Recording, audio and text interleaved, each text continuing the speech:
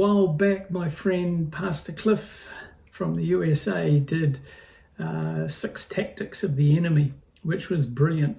And I'm going to touch on some of those, but I want to, over the next couple of videos, look at Satan's design of attack. Disappointment, Romans 8:28. And we know that in all things, God works for the good of those who love him, who have been called according to his purpose. So when you're disappointed, don't let that get to you.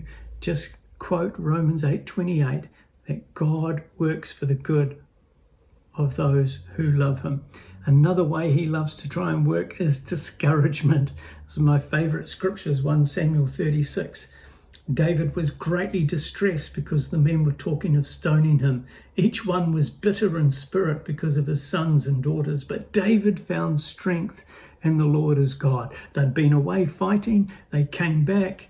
They found that all their women and children and possessions had been taken, and 600 men wanted to stone him. But David comforted himself in the Lord. So that's how you overcome discouragement.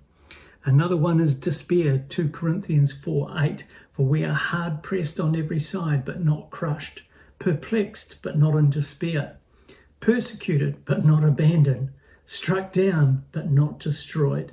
So when you're in despair, just remember that there is hope. It's time to get up one more time. Psalm 119 verses 165, and this deals with depression.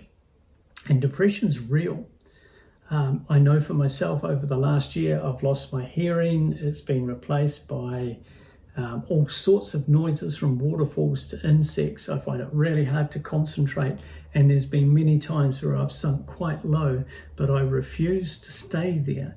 And Psalm 119 says, "Great peace have those who love your law, and nothing can make them stumble." So when I feel like I'm stumbling, I go back to this one. The devil is not going to get me down. Prayer is crucial to overcome doubt. 1 Timothy 2:8. Therefore, I want men everywhere to pray, lifting up holy hands without anger or disputing.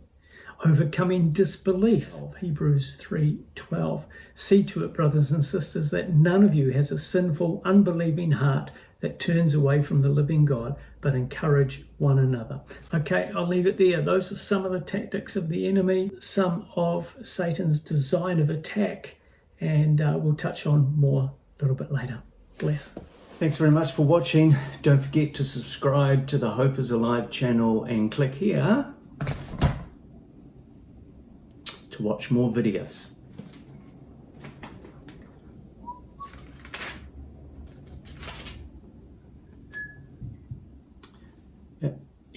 Anytime you like.